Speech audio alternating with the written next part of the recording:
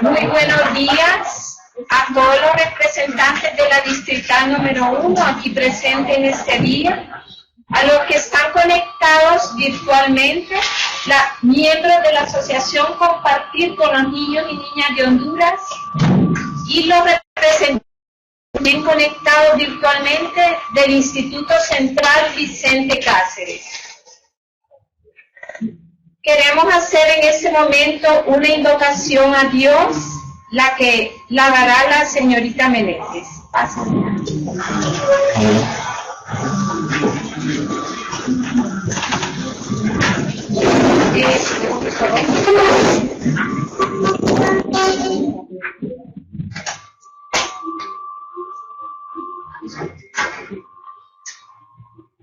Padre Celestial, te damos gracias, Señor, porque hoy nos has regalado un día hermoso, Padre. Gracias por todas tus bendiciones, Señor. Gracias por tenernos aquí en este momento, Señor, porque tú nos has aquí con un propósito, Padre Celestial, y el cual sabemos que lo vamos a aprovechar en nuestros días. Gracias por todas tus maravillas, Señor. Igual te pedimos en este momento, Padre Celestial, que tu bendición esté con nosotros siempre, Padre, que nos des la sabiduría necesaria para cada día, Señor, aprender las cosas nuevas que tú tienes preparadas para nosotros, Señor. Pedimos cobertura, Señor, en nuestras vidas. Yo declaro bendición, Padre Celestial, en cada una de las personas que estamos aquí en este lugar, Señor. Declaramos que el favor y la gracia tuya estarán con nosotros, Padre, y que así como nos trajiste de nuestros hogares a este lugar, nos vas a regresar con bien a nuestras casas, Padre. Y que cada momento, que cada día, que cada minuto de nuestra vida, Señor, serán guardados por ti y bendecidos por ti. También ponemos en el grupo de tu mano nuestra familia, Señor, nuestros hijos, Padre Celestial, nuestro trabajo, Padre Santo. Declaramos la bendición tuya sobre ellos.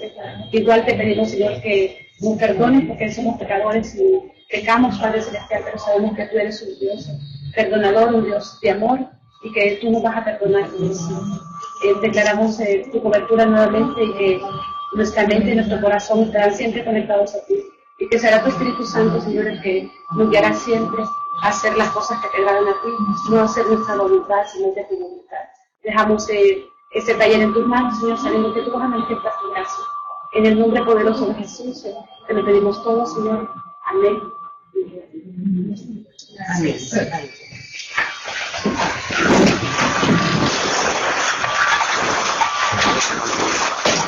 Este día nos acompaña un hermano que viene desde Sudamérica, de la República de Ecuador, el ingeniero Carlos Alberto Jacome Montenegro.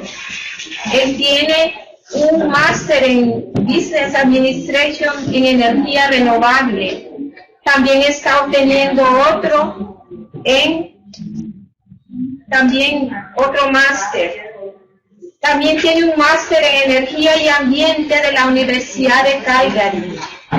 Es ingeniero químico con especialidad en energía de la Escuela Politécnica Nacional y tuvo una mención como mejor egresado de la facultad. Sus afiliaciones: es miembro de la Asociación Mundial de Energía Eólica, miembro de la Asociación Mundial de Bioenergía, miembro de la Red de Investigaciones Latinoamericanas de Ciencia y Tecnología.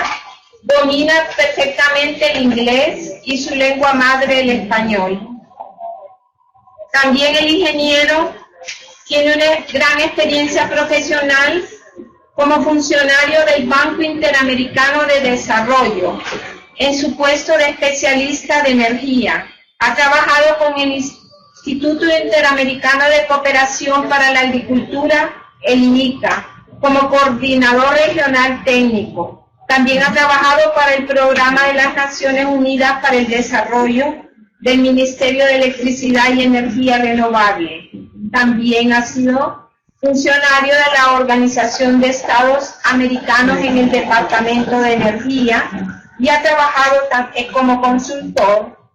También ha sido ingeniero de proyectos, diseño e implementación de automatización de la OTESA Siemens. Por favor, quiero que brindemos un fuerte aplauso de bienvenida al ingeniero.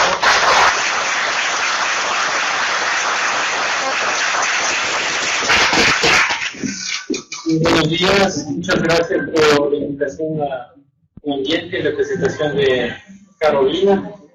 Tengo que resaltar que fue muy persistente. Yo estaba siempre un poco complicado poder participar acá, pero realmente siempre me complace poder trasladar experiencias a los docentes, ya sea en las universidades, ustedes que están en otros niveles.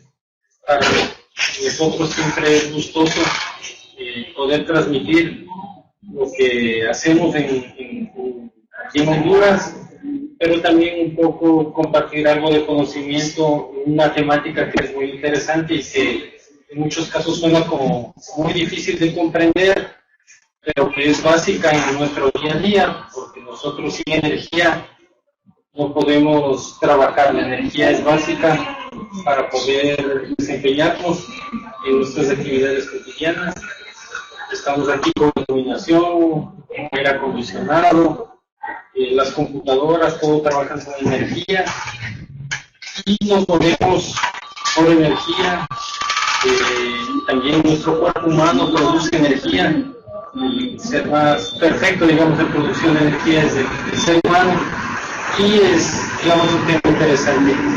Como es el tema que me había solicitado la ingeniera Andara de parte de mi ambiente, era poder dar una descripción de aspectos financieros en el tema de energía. No quiero trasladar un tema de un MBA o algo por el estilo, pero sí que ustedes tengan una visión general de qué es lo que está sucediendo en el mundo en el sector de energía. Si podemos continuar, por favor.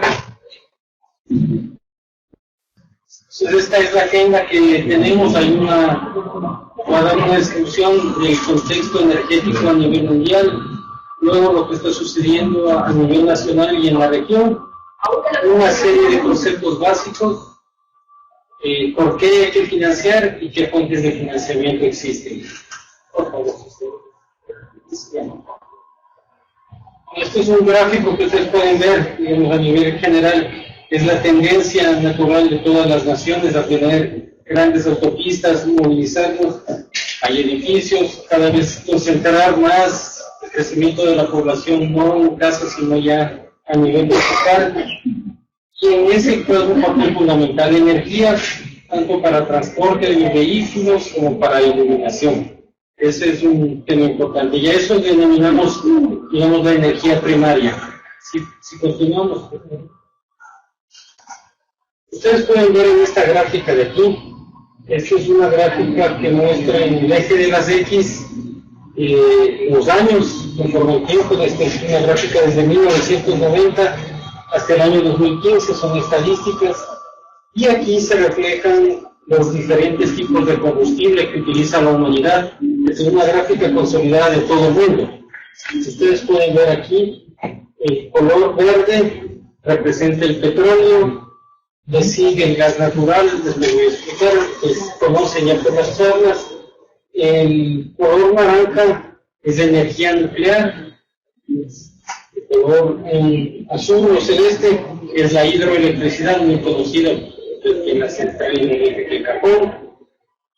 El otro color que aparece muy naranja más oscuro, que en 1990 era muy bajo, pero cada vez está teniendo un poco de más participación, son las energías renovables, ¿no? Y el color que vemos aquí, el gris marrón, es el carbón. Ustedes pueden ver que hay tres, se llaman fuentes o tipos de combustibles que dominan el mundo, que son el petróleo, el carbón y el gas natural.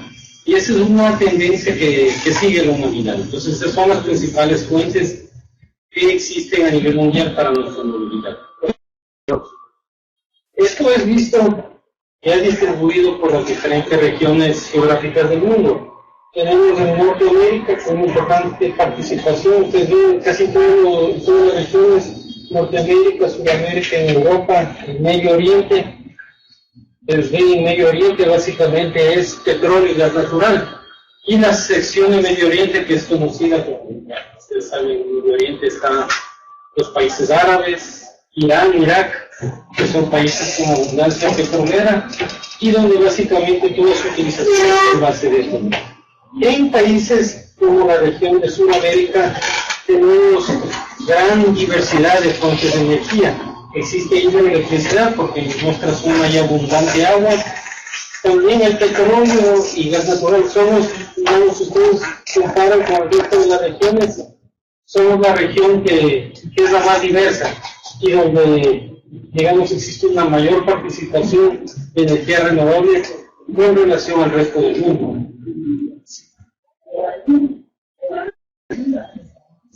Esto, si nos vamos a ver el consumo del petróleo, nuevamente ustedes pueden ver luego que el petróleo va aumentando conforme pasa el tiempo y durante todos los años. Y aquí pueden ir viendo por regiones cómo se va distribuyendo el petróleo. Pero independientemente de esto, el mensaje principal es que el petróleo, aquí ven la producción y aquí el consumo. Siempre se produce y siempre se consume. Por un lado, se produce más. ¿Dónde se produce más? La zona de color naranja es la zona del Medio Oriente. Donde también se produce en Europa, digamos, ahí básicamente es Noruega, es un país que produce mucho petróleo, y también en Rusia, que son países como Rusia, que es parte de Asia. También tenemos la zona de Sudamérica, que tiene reservas de petróleo. Venezuela es el país con mayores reservas de petróleo del mundo, pero únicamente el país más pobre ahorita de Sudamérica. Y el consumo en la región, tenemos Asia, ya ha tenido un crecimiento significativo, casi que se ha triplicado en menos de 15 años el consumo de petróleo en Asia, y eso se debe al desarrollo económico de China, pero también al crecimiento que tienen otras naciones como Corea, los países tigres que llaman del Asia, y también India. Eso hace que el crecimiento de la energía aumente. Sigamos. Esta gráfica, en cambio, representa la variación del precio del petróleo. En el eje de las 10 ustedes pueden ver el valor de dólares por barril.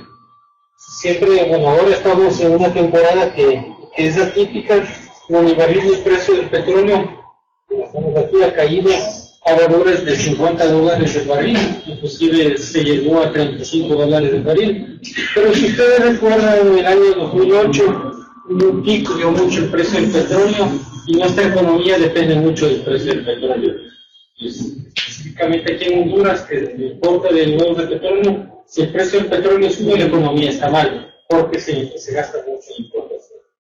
Pero es un comportamiento, digamos, muy cíclico y impredecible, digamos. Nadie puede saber, porque predeciría los precios del petróleo sería millonario.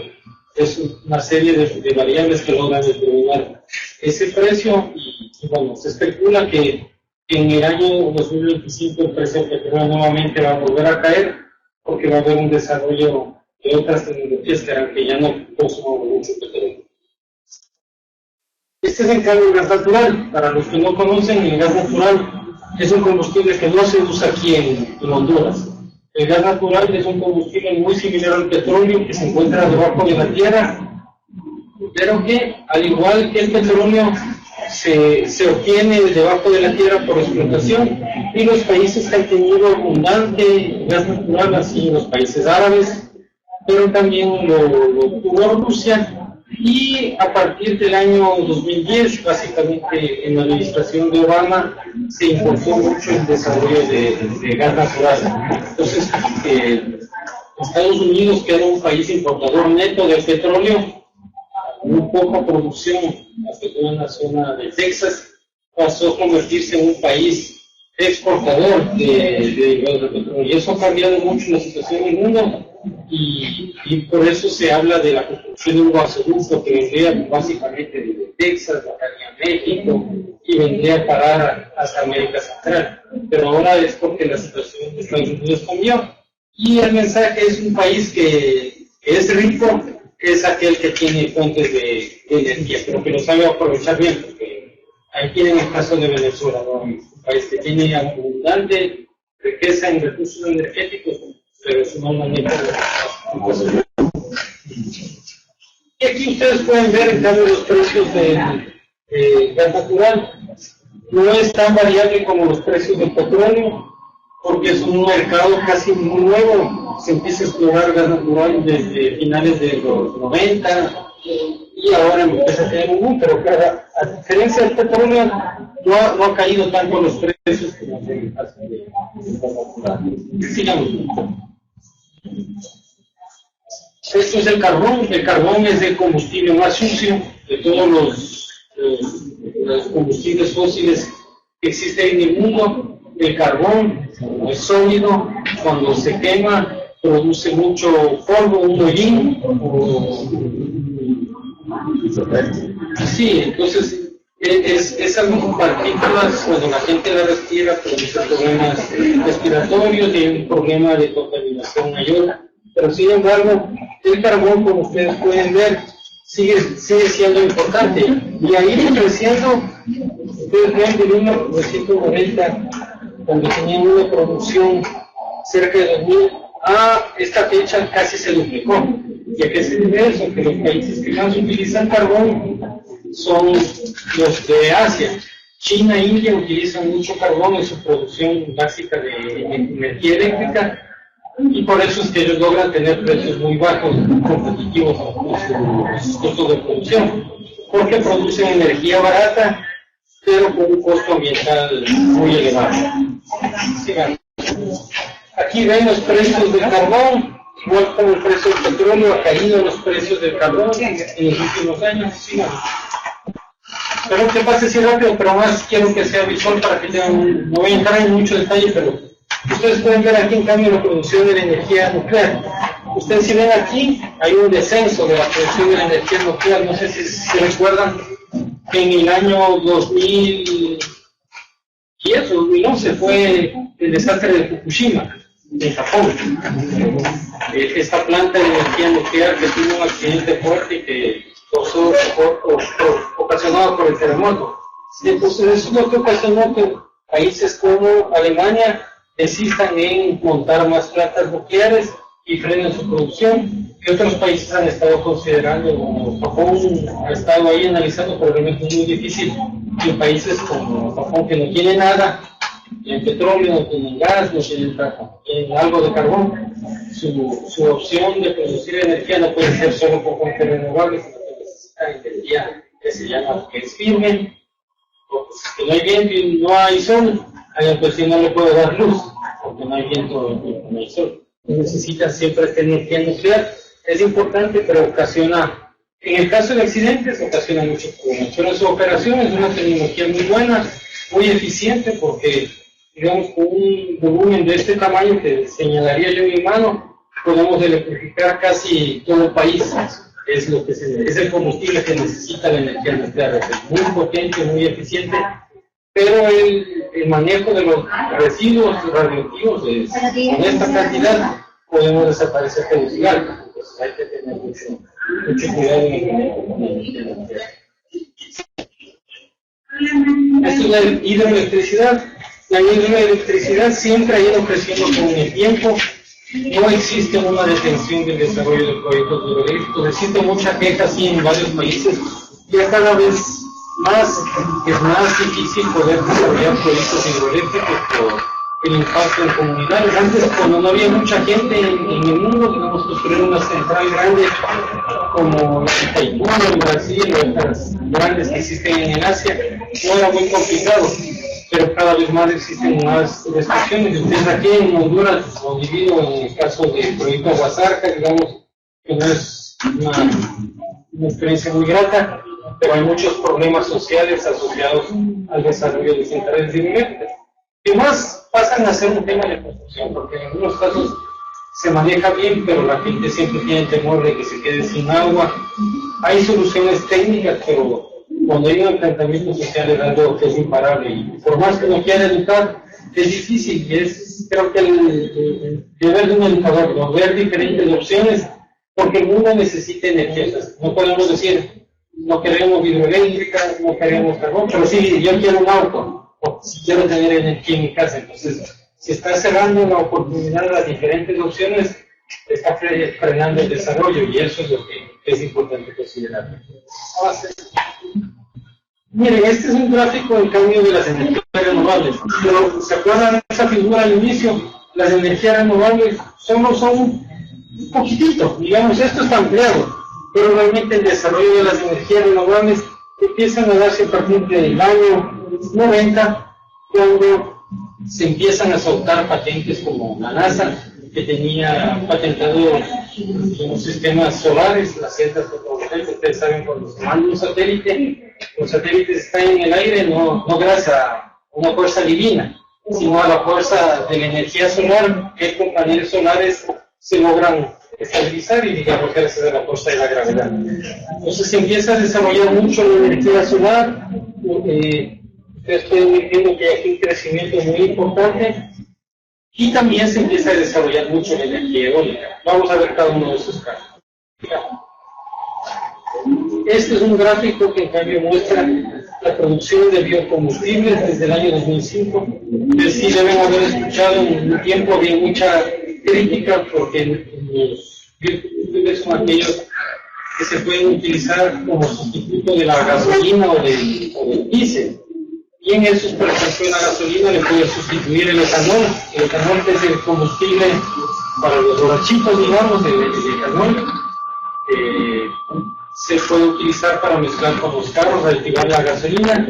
Y en el caso del diésel, el aceite combustible que nosotros utilizamos, se puede usar.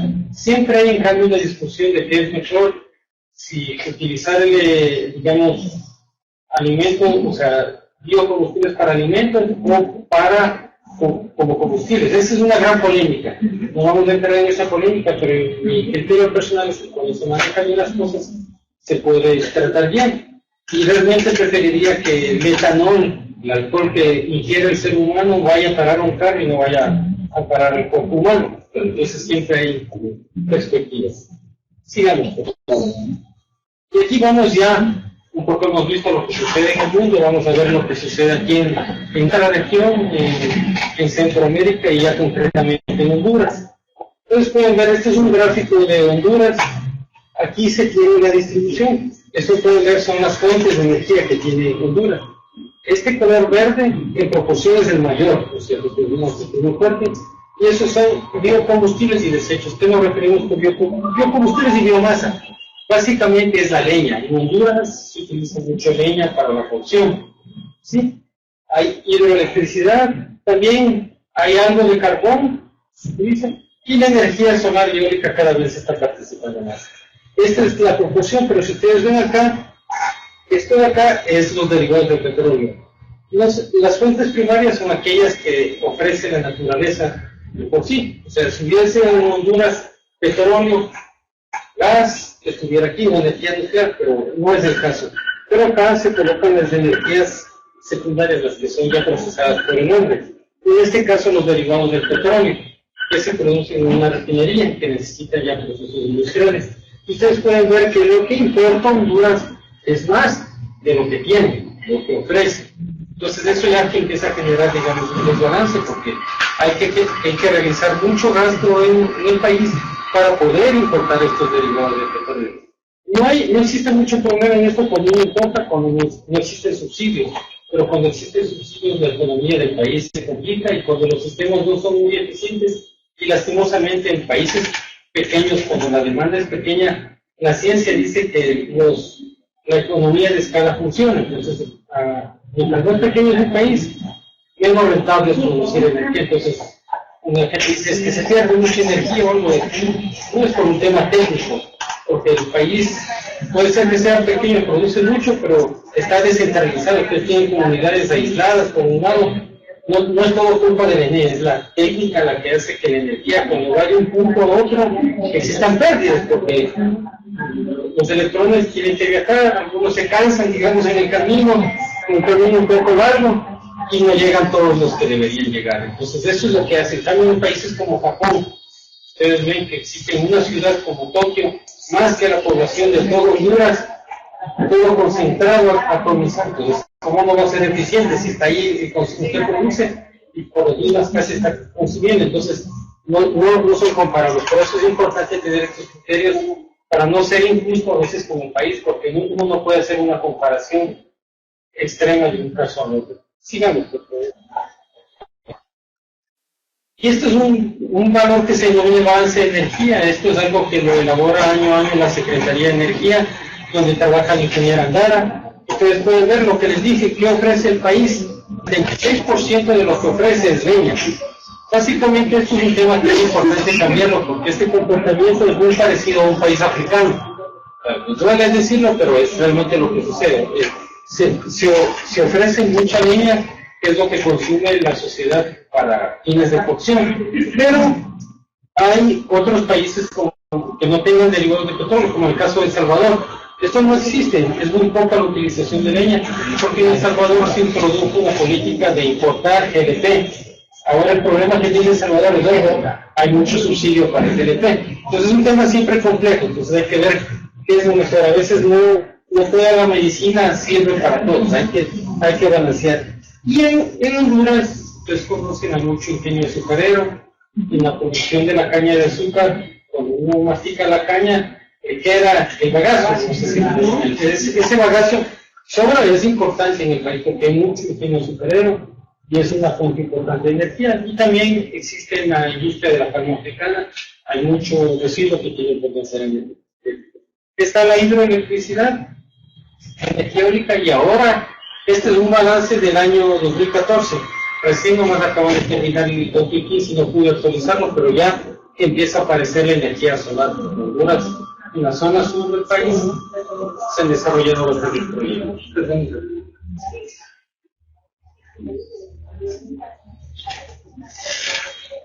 Ustedes pueden ver en el gráfico de la derecha, en cambio, ya es lo que se ofrece a la población, lo que se entrega a la población. Hay derivados de petróleo, está la leña, derivados de petróleo que se usan para la generación eléctrica y la electricidad. Sigamos. Este es el consumo de energía. ¿Cómo se consume la energía en el país? Más del 40% en leña. Y eso se debe a que la leña es muy ineficiente. Cuando uno quema un tronquito de leña, digamos, si ustedes ven un chingo de gas, les pesan unos 15 libras, 25 libras, depende del chingo, ¿no es cierto? Y si alguien consume leña, un atado de leña no le dura más, por el mismo peso, no le dura más que una semana.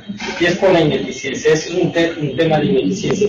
Esto, o sea, si es que no hubiese leña en el país, sería muy diferente la cultura, pero la leña aquí domina. Sigamos, por favor. También están los derivados del petróleo, y esto es lo que ocurre. Este es un gráfico que muestra, quería representar lo que está haciendo el país, porque sí es importante resaltar todos los esfuerzos que está haciendo el país. En el año 2007, en Honduras estaban preocupados porque en esa época el precio del petróleo era muy alto.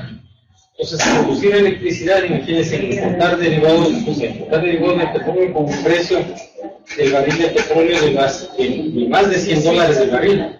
Eso ocasionaba que la energía era muy costosa, pero por decisiones políticas, a veces los políticos no les gusta subir la tarifa, a nadie les gusta pagar mucho electricidad, pero ese es el precio real. Y uno no puede ir contra la naturaleza, entonces vamos a impulsar a Honduras. Es un país rico en hidroelectricidad, todos saben. Realmente es un país muy bendecido porque tiene muchos ríos, montañas, mucha lluvia y mucho recurso hidroeléctrico. Entonces, impulsemos la hidroelectricidad. Hay mucho viento, en zonas que tienen muy viento. Hay mucho sol, entonces aprovechemos eso y se crea una ley de energía renovable. Esta gráfica que está aquí muestra que en esa época la producción térmica era como del 63% búnker, y dice, es eso, la hidroelectricidad, o sea, hay Cajón y el complejo Cañaveral de Olivo, que si a propósito no lo conocen, o ustedes pueden llevar a sus alumnos a cualquiera de las dos centrales, de un paseo muy bonito. Nosotros cuando hemos ido al Cajón, nosotros financiamos la central hidroeléctrica del Cajón, hemos visto varias excursiones de chicos de colegio hasta estos lugares y realmente es motivante porque a veces alguien entender qué es la energía es muy abstracto. Hay que ver la planta, no sé si, y es una visita que es gratis, entonces creo que si lo pueden hacer o ustedes se organizan como un tema de patrimonio del país, valdría la pena. Y está. Bueno, pero en ese entonces 32% de la energía era hidroeléctrica estatal.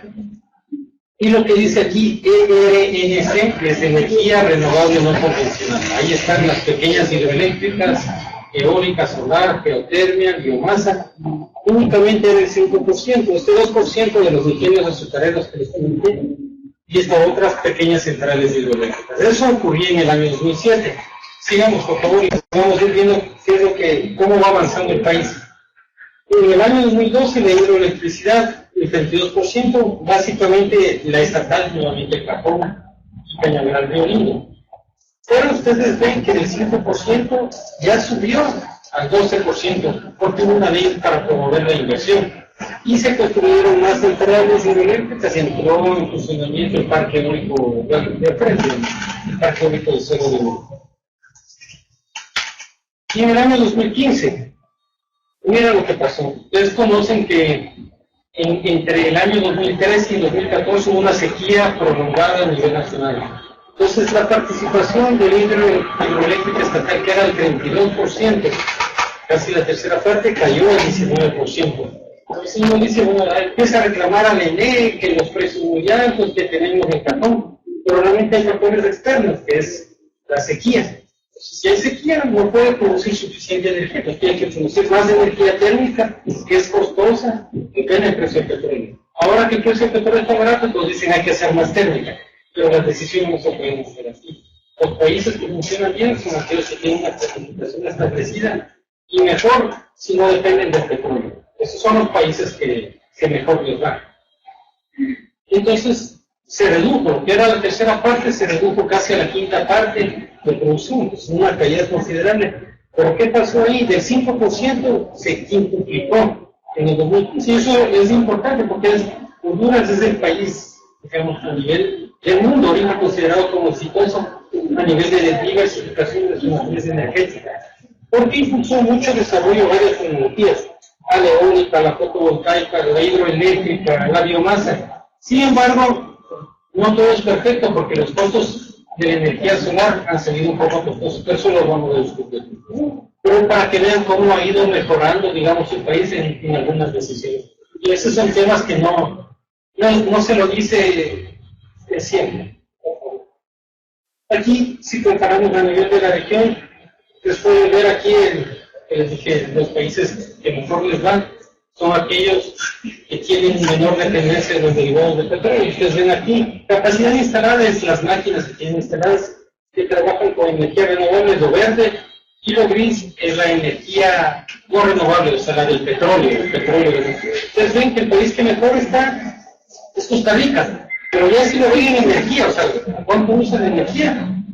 Costa Rica casi es 100%. Costa Rica tiene, no sé si ustedes han escuchado, una meta que dice que para el año 2020 ellos van a hacer carbono neutral, van a hacer 100% energía renovable. Y realmente lo están demostrando. Ahorita ellos ya llevan como más de 130 días en el año que no usan una gota de petróleo para producir electricidad.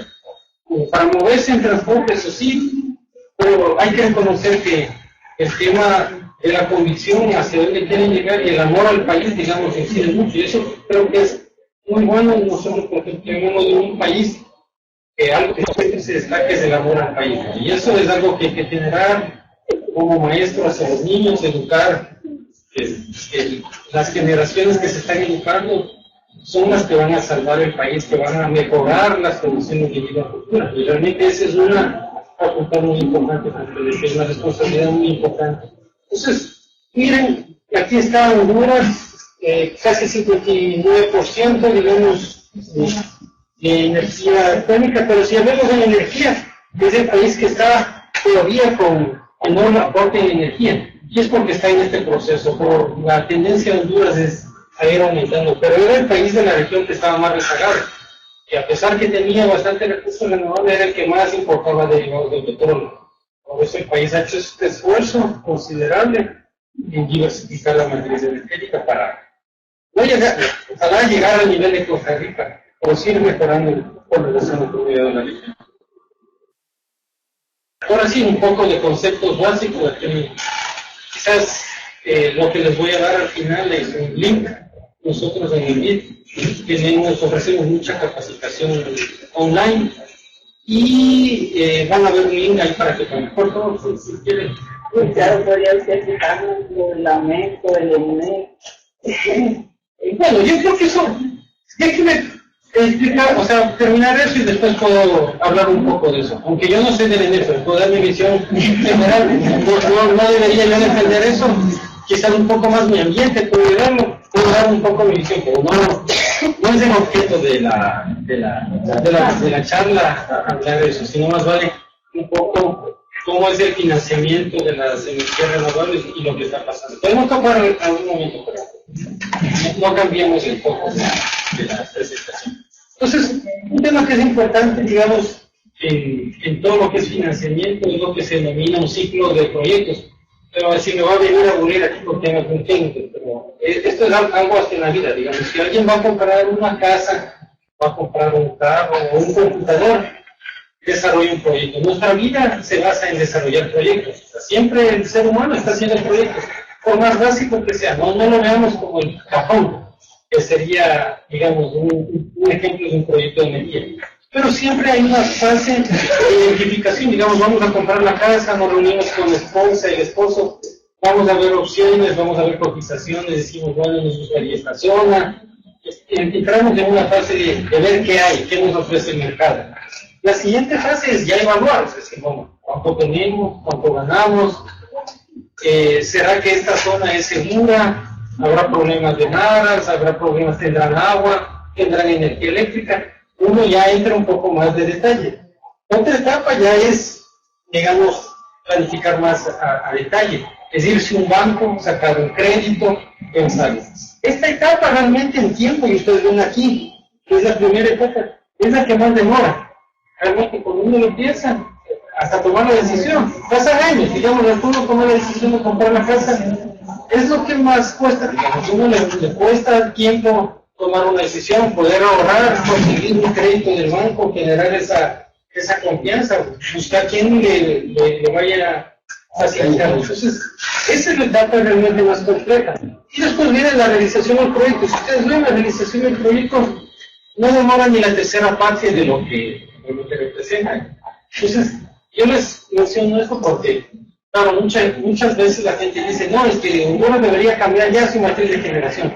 Si quiere cambiar la construcción de un proyecto hidroeléctrico, para que tengan una idea, demora 5 años un proyecto como el Japón. Es un tiempo, 5 años. Un proyecto fotovoltaico es menos, 1 año. Son los proyectos que más rápido se hacen. Un proyecto eólico, 1 o 2 años. Si vamos por esta misma proporción, que al menos son 3 veces el tiempo que se demora, para construir una central hidroeléctrica uno necesita una planificación y sacar créditos de al menos 15 años. Por eso el desarrollo de este tipo de cosas se llama política energética, porque son decisiones a largo plazo.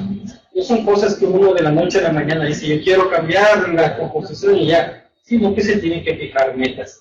Y después, bueno, viene la utilización del proyecto, el hecho de estar viviendo en nuestra casa, y luego cuando ya se decide que cuando ya no vamos a vivir más en esta casa, porque bueno, la casa a veces es para toda la vida, ¿no? Si no queda para los nietos. Y aquí viene el tema de los actores claves, igual.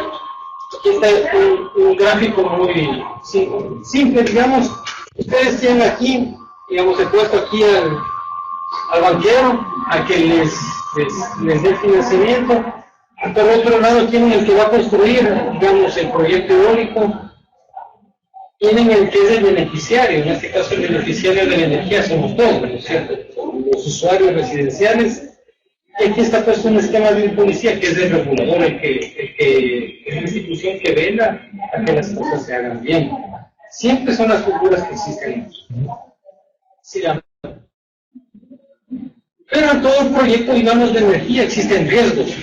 El riesgo de sobrefoco es un tema natural. Igual cuando uno va a hacer una casa y dice, no, la casa me va a costar, qué sé yo, 10 millones de lempiras. Pero cuando termina contratando suben los costos de los insumos de cemento, sube, el hierro sube, y de todo el tema de sobrecostos. Los 10 millones terminan siendo, en el mejor de los casos, 12 millones, en algunos casos más de 20 millones. Es una práctica. Entonces, los sobrecostos, el precio de la tecnología, por ejemplo, aquí cambia mucho, la tasa de cambio afecta mucho, porque si el empiera se devalúa, se tiene que pagar más.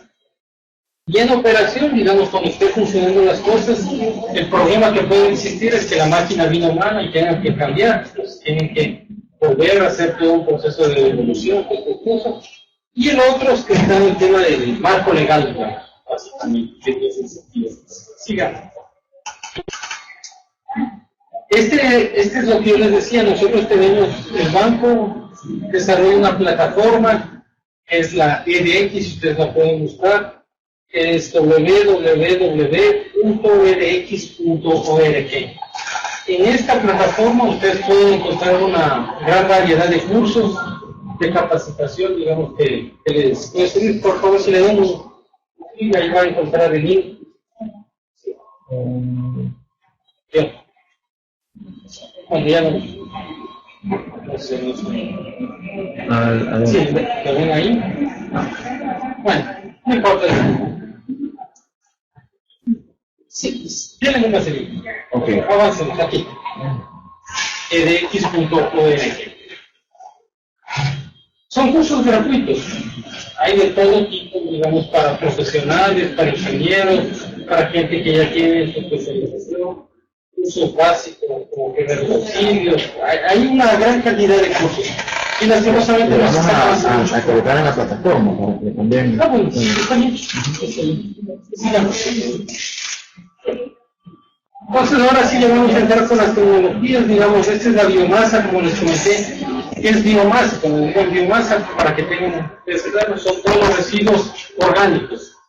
Los residuos orgánicos son de la caña de azúcar, el bagazo, de la palma africana, el raquis que se llama, y el maíz, la caña del maíz, del arroz, la cascarilla del arroz, y así, en fin, hay una gran de los animales. Por ejemplo, en muchos países asiáticos, con el excremento se produce energía.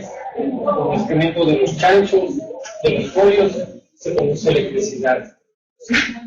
Esa es la biomasa. Sigamos, por favor. Aquí se tiene la hidroelectricidad, como les comenté, a nivel mundial cada vez hay más restricción al desarrollo de proyectos hidroeléctricos, se frena un poco esto. Sigamos. Aquí ustedes pueden ir viendo, esta es en cambio la tecnología solar fotovoltaica. No se reportó más antes del año 2005, pero ustedes pueden ir viendo que del 2005 hasta acá, este es lo que llamamos una curva parabólica creciendo casi exponencial. La energía solar ha sido una gran revolución en los últimos 3 años. Es la tecnología que ha logrado reducir en los 2 últimos años el 40% de los costos. Es algo impensable. O sea, no se imaginó digamos, la humanidad que iba a haber un desarrollo tan grande con energía solar, y por eso es que cada vez son más bajos los precios. Pero básicamente en los 2 últimos años se produjo una reducción tan considerable en los precios. Por eso es que hay este crecimiento muy elevado. Sigamos. Otro crecimiento casi un poco lineal es la energía eólica, la energía del viento, como el parque del Cerro de Ula, que también ha venido creciendo, pero no tan grande como la energía solar fotovoltaica. Y estos crecimientos básicamente se deben al apoyo que ha tenido el impulso en China, porque China ha impulsado mucho el desarrollo y los paneles fotovoltaicos se fabrican en China cada vez con más eficiencia, y la competencia ha logrado que se reduzcan los costos. Este gráfico que ustedes ven aquí son los trabajos que se generan en el mundo con energía renovable, que son superiores a los que genera la industria del petróleo. Ustedes pueden ver que a nivel mundial casi la población de Honduras es la que trabaja en energía renovable. Hay mucho trabajo en bioenergía, obviamente, porque para sembrar caña o palma africana hay mucha gente asociada. Digamos, la bioenergía es por naturaleza la fuente de energía que más empleo genera. Entonces ustedes pueden visitar en el norte del país, hay una planta que procesa el quingras o el pasto de elefante, el pasto que come el ganado. Con eso se está produciendo energía eléctrica. Con ese pasto se muele y se quema y se produce vapor, y el vapor produce electricidad. Pero en la siembra de este pasto se genera mucho empleo. Entonces ahí en esa industria hay una gran generación de empleo. En cambio, en la tecnología fotovoltaica solo se instala, y ya una vez instalado son muy pocas las personas que trabajan. En cualquier otra tecnología pasa eso, excepto en la bioenergía, porque hay que sembrar el combustible. Sí, ustedes pueden ir viendo aquí las inversiones. Esto es un tema muy interesante, porque uno puede ir viendo que conforme pasa el tiempo, las inversiones que se realizan en el mundo con energía renovable ya superaron casi el doble a las que realizan los derivados del petróleo. Entonces las inversiones que están, pero a pesar que ustedes vieron este cuadrito, es todavía muy pequeñito lo que representan las energías renovables, pero el mundo quiere cambiar, y este es un ejemplo de lo que está demostrando que es lo que se quiere hacer. Sí. Aquí ya se ve un poco con más detalle. Ustedes pueden ver aquí este gráfico, el color amarillo representa los países ya desarrollados y el azul los países en vía de desarrollo. Y ya se ve que los países en vía de desarrollo están invirtiendo más que los países desarrollados. Y a eso se debe a que principalmente China, India y Brasil han apostado mucho en inversión a la energía renovable. Sí. Un gráfico más de detalles entrando región por región, pero no voy a alcanzar. Lo pueden ver ustedes ahí con mi precisión. Este es un gráfico que muestra en cambio las inversiones en la energía solar, eólica, biomasa, en acá billones de dólares. Entonces es un comparativo de lo que se ha venido desarrollando. Básicamente se ve que en el año, el color en amarillo es el año 2015 y el celeste el 2014. Aumentó en la energía fotovoltaica, pero en eólica se redujo. Eso se debe a que ya saben que en los últimos años también hubo recesión mundial, entonces eso afectó a esas cifras. Y esto simplemente para que lo vayan viendo. En este gráfico ustedes pueden ver cómo presenta cómo cambian las inversiones conforme pasa el tiempo. Este gráfico quiere decir, cuando las gráficas se encuentran en esta zona, es que las empresas que son de la industria petrolera estaban muy bien. Y ustedes pueden ir viendo aquí. En el 2008, cuando el precio del petróleo estaba muy bien, todas las empresas estaban muy bien. Pero a medida que pasa el tiempo y va reduciendo el precio del petróleo, ustedes van viendo cómo se mueve la gráfica. Cuando entran a esta zona, es que las empresas empiezan a tener ya problemas. Y muchas empresas grandes, norteamericanas inclusive, han quebrado por la caída del precio del petróleo. Sigan. Ahí lo pasó. Y aquí lo que les había yo indicado, en este gráfico muestra el precio que tenía energía fotovoltaica en 1975. Muchos ni han de haber nacido en esa época. Pero en 1975 el vatio, que es la medida que se aquí, esta es una gráfica exponencial, superaba los $100 el vatio. Y esa era la tecnología que utilizaba la NASA para mandar investigaciones. Básicamente estaba diseñada para esas aplicaciones. Pero conforme pasa el tiempo, ustedes miren acá, del año 2011 básicamente a la fecha, hay una caída en picada, como se dice, una caída muy súbita del precio de la energía fotovoltaica. Eso es, cuando alguien habla de los desarrollos históricos, eso va a ser algo histórico. Cuando las futuras generaciones vean, ese es un cambio muy considerable y que lo hemos vivido recientemente, lo estamos viviendo recientemente. Y que aquí le quiero detenerme un poco porque es importante aclarar algunos temas, porque muchos siempre, por ejemplo, que vale la pena que ustedes lo conozcan. Cuando se desarrolló, se dio impulso a la energía fotovoltaica, ustedes saben que aquí en Honduras tiene instalado como 400 megawatts de energía fotovoltaica. El país tiene como 2.200 megawatts instalados, pero de esos 2.200, 400 megawatts, casi 400, 300, 800 son de energía fotovoltaica. Ustedes deben haber escuchado que dicen que la energía fotovoltaica que se está pagando es carísima aquí en Honduras. No lo han escuchado, pero sí, si no lo han escuchado les digo porque en algún momento lo van a escuchar y me van a decir, cuando Carlos expuso nos tocó este tema. Pero resulta que en el año 2002, igual como estaban preocupados del precio del petróleo, y a pesar que en el 2007 dijeron vamos a impulsar la energía renovable, el valor que se reconocía para atraer inversionistas en energía fotovoltaica era no era muy atractivo. Entonces, ¿qué dice el gobierno? Voy a dar un incentivo adicional a lo que ya estaba dando, o sea, te dio un incentivo, pero te voy a dar un incentivo adicional para atraer inversionistas, darles 3 centavos más, y con eso en el mercado se recuperaron. Pero ¿qué pasó? Ellos entraron en esta curva. Si ustedes ven aquí, ¿qué es lo que pasa? Entonces el gobierno tomó una decisión justo por este periodo. Entonces el gobierno toma la decisión en este periodo y el precio cae en meses, digamos, meses después o un año después, se reduce considerablemente y, claro, le puso un incentivo ya alto, ya no fijó, hizo un marco legal, otorgó un incentivo y atrajo inversionistas. Mucha gente ya empezó y dijo, no, bueno, vamos a desarrollar con eso y entramos y nos vamos. Y realmente la energía fotovoltaica ha servido mucho al país, porque en el momento que hubo sequía, que son cosas que a veces que la prensa a veces solo saca lo malo, no, un poco, claro, no saca lo bueno, y no entra en ese tipo de análisis, y dice, en el año 2013 y 2014 fueron años de sequía extrema aquí en Honduras. Si no hubiera sido por la energía solar, el país hubiera tenido una serie de apagones, más de los que ha tenido, que si ha habido apagones, pero los apagones hubiesen sido mayores. Gracias a esa decisión se puede operar.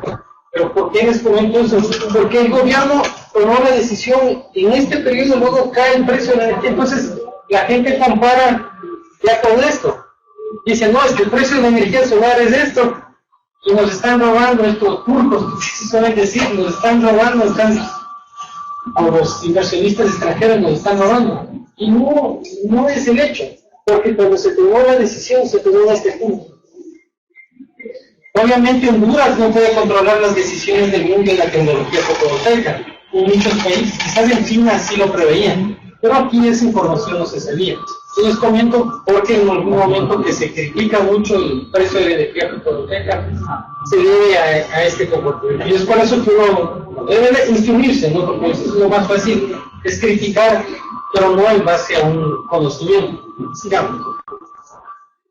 Y esto es importante, es un tema más de cultura, pero que viene.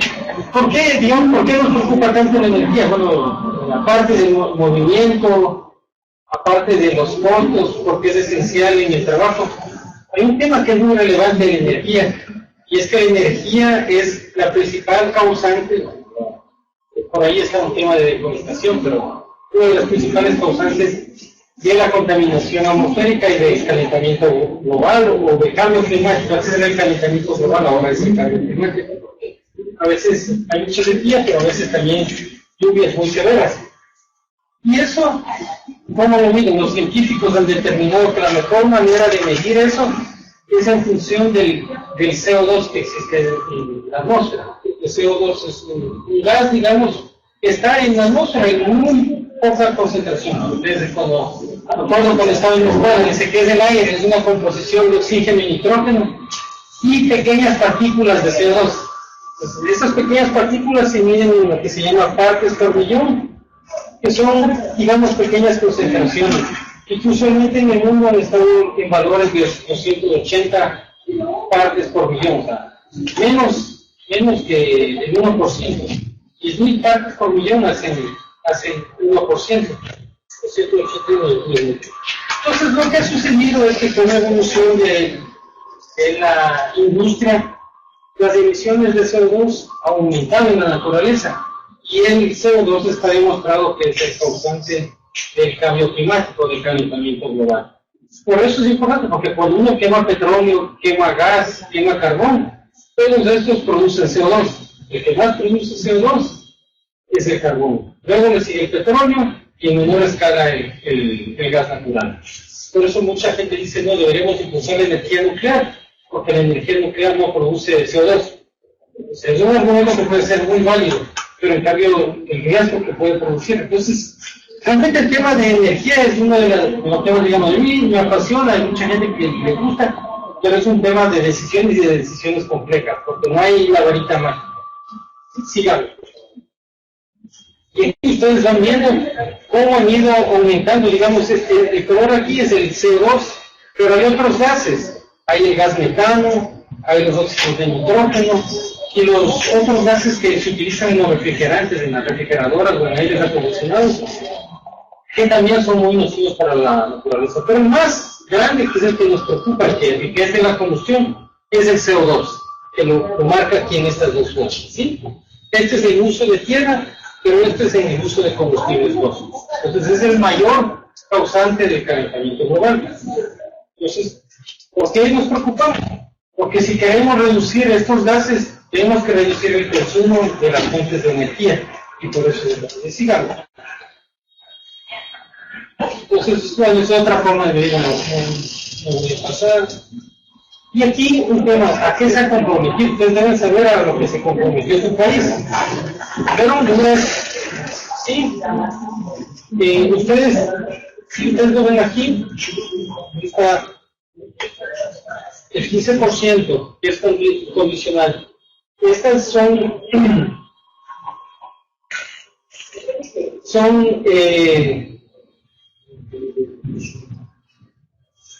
condiciones del país, digamos, no obligatorias, por ponerle de otra manera, que el país asumió en el Acuerdo de París. No sé si ustedes lo recuerdan, pero en diciembre del año pasado se reunieron todos los gobernantes y celebraron, digamos, este acuerdo, porque los países se comprometieron en reducir las emisiones de gases de efecto invernadero.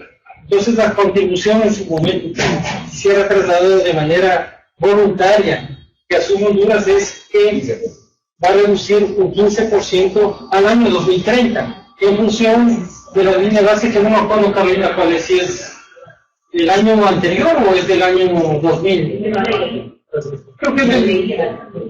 Ya, bueno, toma un año más y dice, en función de ese año nosotros vamos a... Pero realmente bajar 15%, es bien, en algunos países lo bajan mucho, ¿no?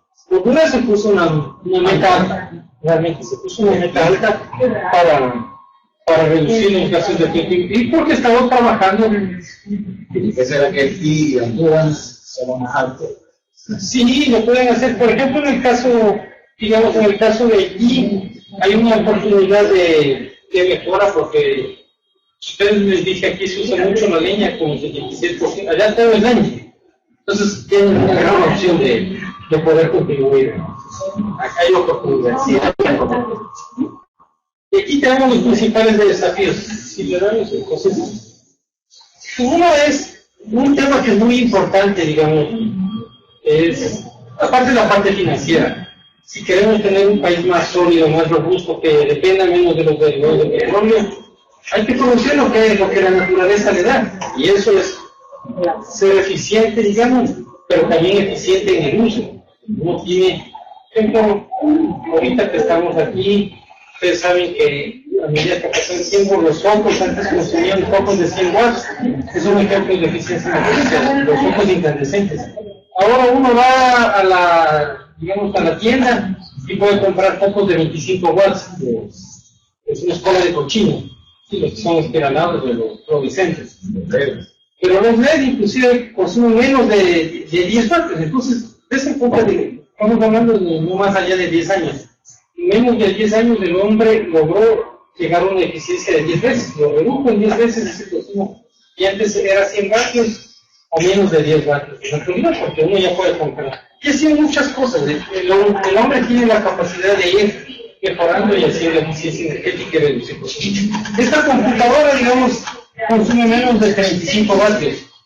Ahora, antes las computadoras como las fijas de allá consumían 200 vatios, o los televisores, que es cada vez menos, plasma, LED, cada vez hay más tecnología, cada vez la ciencia evoluciona para reducir menos consumo de energía. Exacto, estos te dan una idea de qué tan eficiente es. Pero también hay oportunidades de financiamiento. Muchos países, como los países europeos, quieren apoyar al mundo para que con créditos, líneas de crédito muy buenas, para que se invierta en esta tecnología, porque ellos producen esa tecnología. O la otra, que es la que más profita, porque la gente no quiere que el mundo se contamine más y haya más accidentes naturales, y también que eso ocasiona migración, como ustedes lo saben. Los problemas de Estados Unidos interesa mucho el tema de Triángulo del Norte, la alianza de la propiedad del Triángulo del Norte, es justamente para evitar la migración de gente en nuestros países que van a Estados Unidos, porque hay sequía, no hay empleo. Eso es un logro de parte de América. Sí.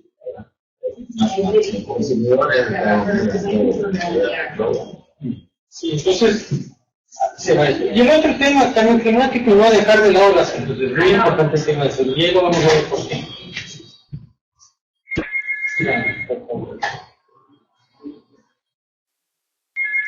Estos son las metas que ha fijado el Sistema de Naciones Unidas.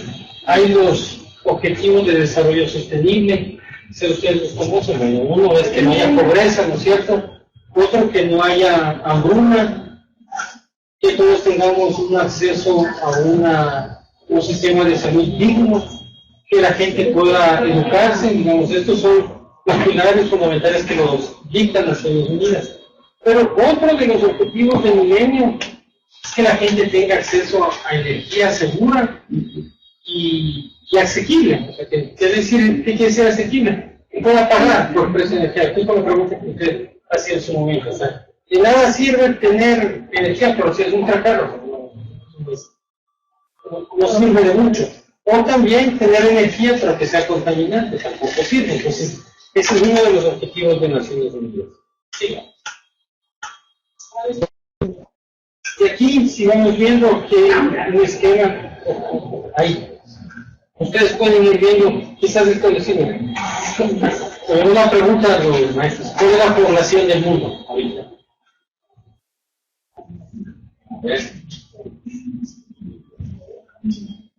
¿Alguien adivina? ¿No? Más de 7.000 millones de habitantes. 7.000 millones. China tiene 1.4 billones de habitantes. India 1.3 billones de habitantes. Para Estados Unidos como 400 millones de habitantes, pero sí hay Indonesia, los países de Asia son los que más, digamos, este tema del Corán, el tema de traer hijos sin control es parte de su religión, digamos. Los musulmanes, es una de las críticas que se hace. Para que usted tenga 7 millones de habitantes, en el mundo existen 1.3 billones de habitantes que no tienen luz, o sea, un poco más del 10%. Uno puede decir, bueno, hay gente, suena como inconcebible que alguien en esta sociedad no tenga luz, pero existe gente que no tiene. Y 2.7 billones de personas cocinan sin combustibles limpios. ¿Qué me refiero? O sea, mucha gente de aquí cocina con electricidad, o cocina con un chingo a gas, ¿no es cierto? Pero 2.7 billones de la población en general cocinan con carbón o con querosene. Si quieren apaguen los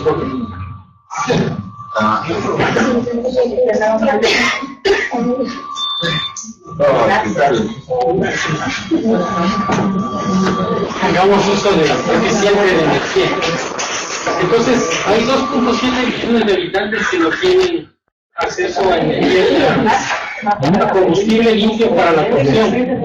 Y la cocción ¿por qué es tan importante? Porque la población, tanto mujeres, el gran número de mujeres, es la que más tiempo se expone durante la cocción a percibir la combustión. Y en términos de salud, los más perjudicados también son los niños, porque los niños chiquitos pasan en la casa y son los que están enfermos. Y esta es una de las causas mayores de muerte, digamos, en niños, problemas respiratorios. Entonces sigue la diarrea, pero los problemas respiratorios causados justamente por mala combustión. Entonces ahí uno empieza a ver la vinculación. Bueno, llega a América Latina, 30 millones de habitantes no tienen acceso a electricidad y 85 millones no cocinan combustible. En Honduras, para cerca de 2.5 millones de habitantes no tienen acceso a electricidad. Es realmente un desafío lo que dice. Bueno, sigamos. Esto, bueno, solo para darles cifras, esta es la cantidad de dinero que se necesitaría. Ustedes ven aquí, estamos hablando de 45 billones de dólares que se necesitan para que la gente tenga acceso. No decimos esa cantidad, es monstruosa, ¿no? Pero solamente en el caso de Honduras se necesitan 780 millones de dólares para dar acceso a electricidad a la población.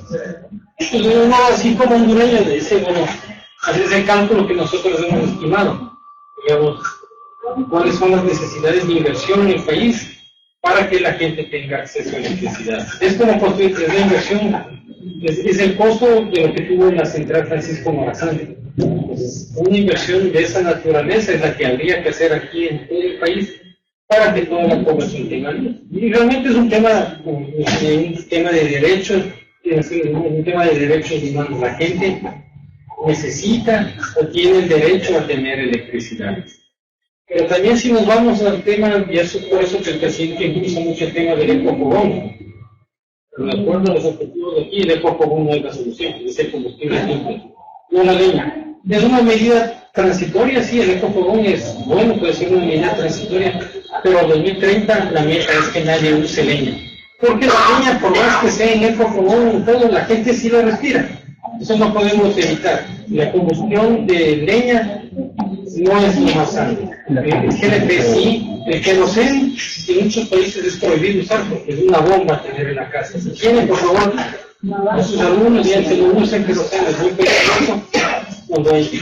Creo que es mejor usar leña que queroseno. Aquí también se usa queroseno.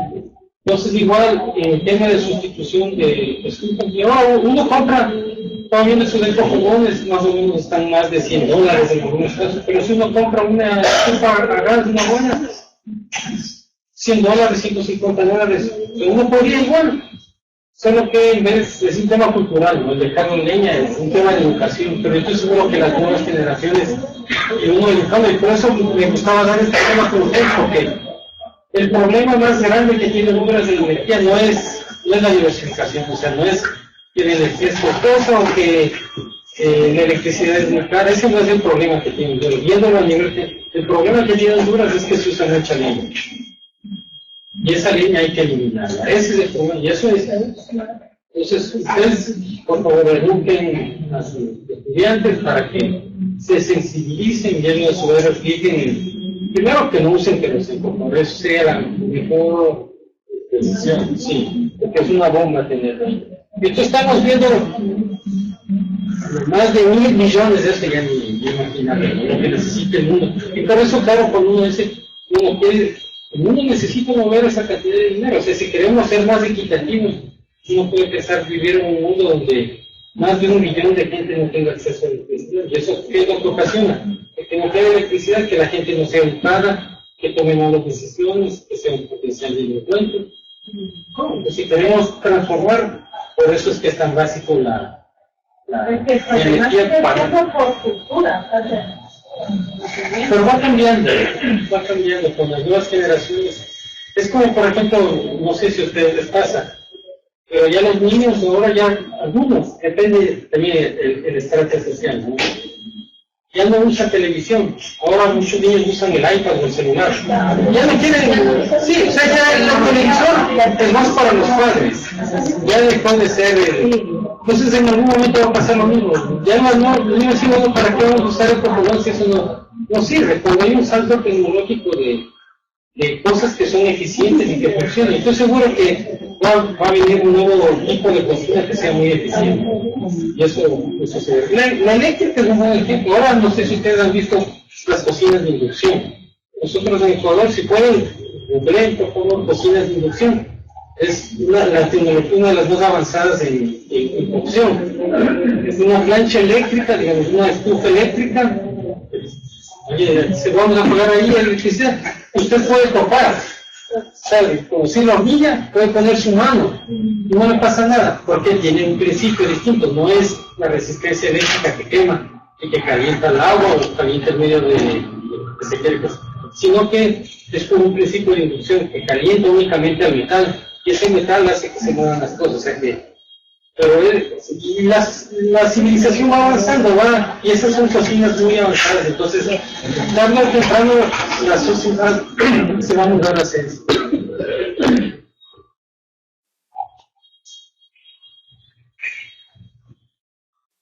Sigamos. Bueno, aquí si están interesados que vean este portal, que es aquí energía sostenible para todos, Sustainable Energy for All, que un poco hay muchas presentaciones, material didáctico para aquellos que estén interesados. Como hablamos aquí eficiencia energética, este es el foco LED, que tiene una eficiencia de más de 10 veces a los focos anteriores. Y aquí, miren lo que es la cobertura eléctrica en toda América Latina. Se está trabajando desde 1990 para erradicar esto. En el caso de Honduras estamos por aquí, y así. Hay todavía mucho que hacer. Sigamos, por favor. Este era un gráfico que antes mostraba, decía que Honduras, unas cifras que estuvieron incorrectas porque se usó datos incorrectos del censo, decían que la cobertura eléctrica de Honduras estaba como en 93%. Pero seguimos con el censo del 2013, se determina que la población, ustedes pueden ver bien aquí, ¿no?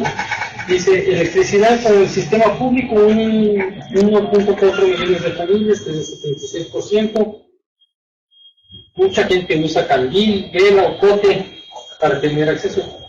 Estamos entre el 79 y el 87% de la cobertura eléctrica del país. O sea, mucha gente tiene, pero con motor propio. Eso no, dentro de los objetivos de las Naciones Unidas, que quien produzca electricidad con un motor propio no sirve, porque igual está contaminando, es costoso. Entonces, lo que se quiere, la brecha es saltar de este 79 al 100%. Estamos hablando de, digamos, una cifra importante de ciudadanos de algunas que necesitarían llegar a ese acceso.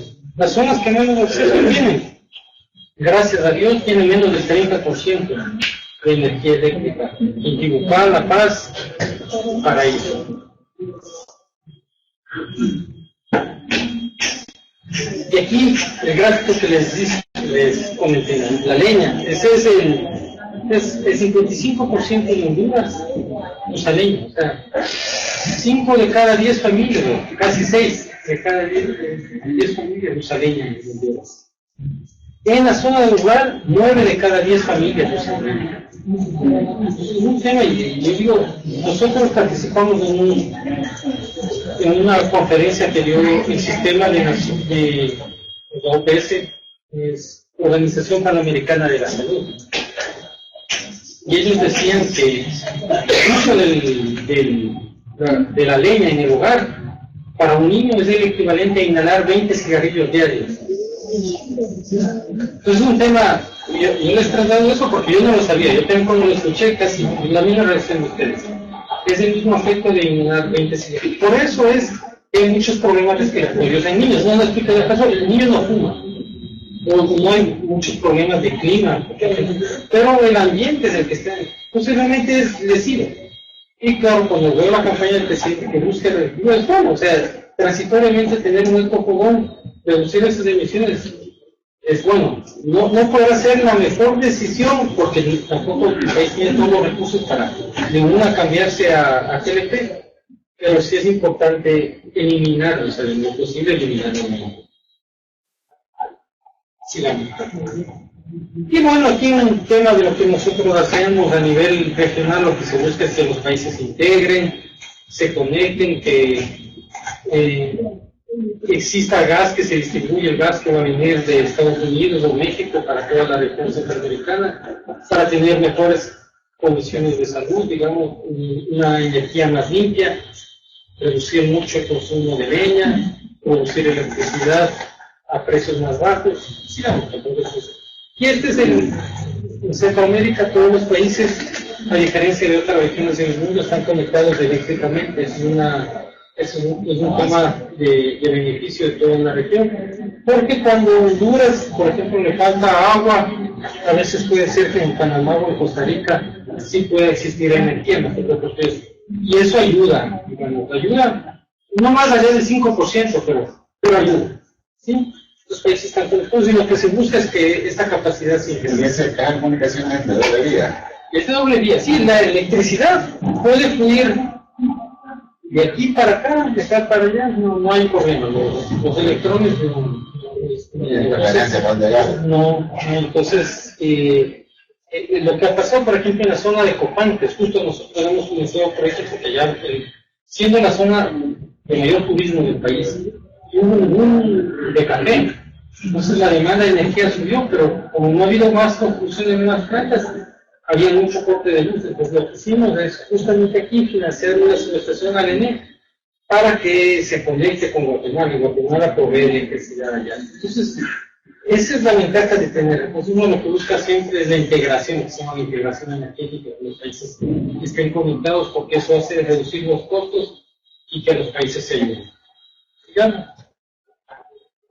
Y bueno, aquí si están interesados un poco en temas financieros, porque a veces hay profesores con diferente nivel de interés, tenemos en nuestro portal también todo el tema financiero para que puedan revisar qué préstamos ofrece el banco, qué condiciones. Nosotros no prestamos a la gente, digamos, el BID presta al país, a los estados, nuestro prestatario, nuestro cliente es la Secretaría de Finanzas, y ellos a su vez prestan para construir una central como el Capón o Cañaveral o construir subestaciones, ellos a su vez lo prestan.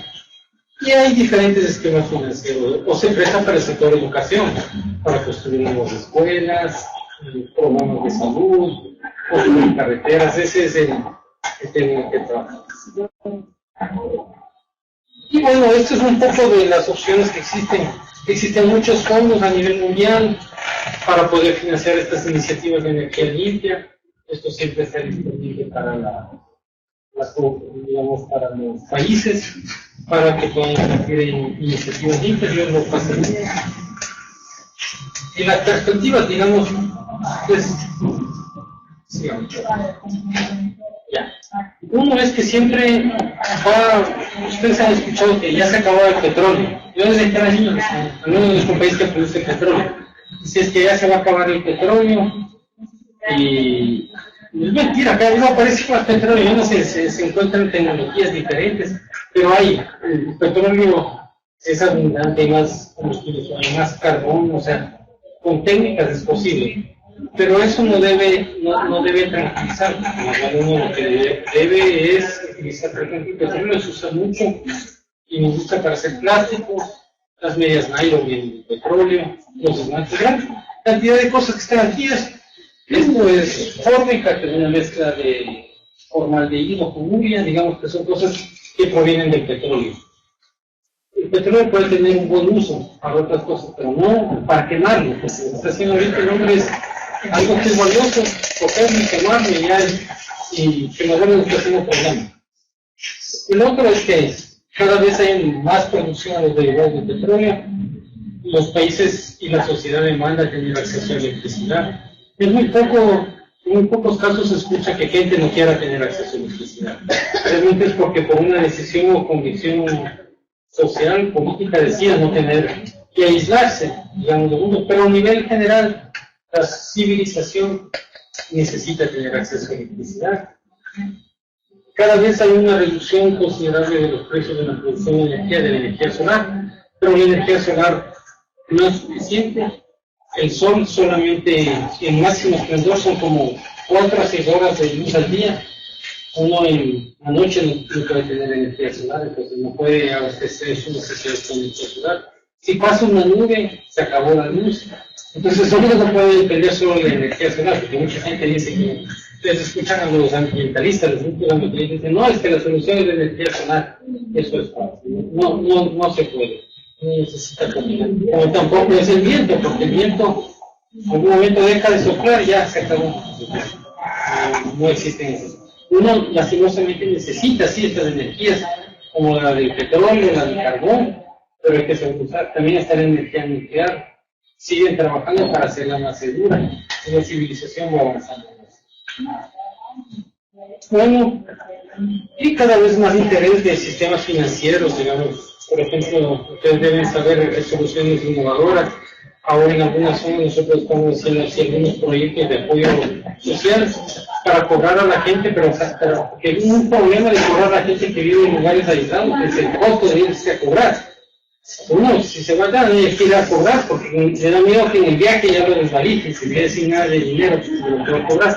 Pero ahora hay sistemas más inteligentes como el teléfono, con el Tigo Móvil que dice que puede pagar el celular, tiene su dinero en el celular, y pues estamos haciendo eso para incrementar la cobertura eléctrica. Eso sería, creo que esa es la última diapositiva. Y bueno, solo respondería a sus preguntas con relación al tema de energía. Sí, aquí en Honduras acaba de entrar en participación una empresa privada, que es Energía de Honduras, por una decisión del gobierno, porque usted también siempre es bueno recordar la historia. En el 2013 el país estaba quebrado. Realmente estaba quebrado, no había dinero, el precio del petróleo estaba altísimo. Y como no se cobraba el precio real de la energía,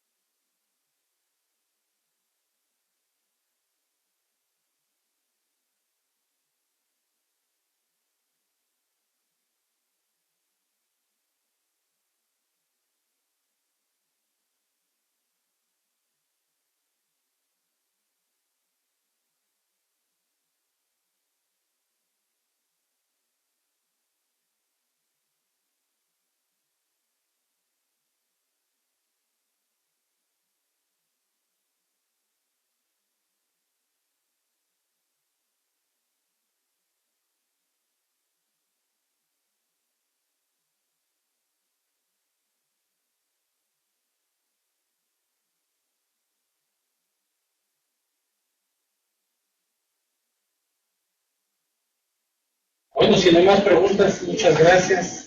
Antes que nada, vamos a darle un fuerte aplauso al ingeniero.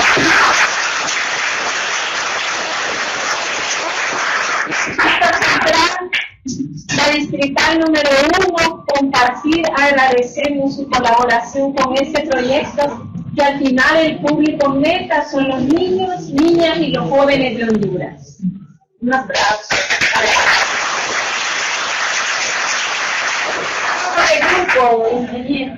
Sí, sí.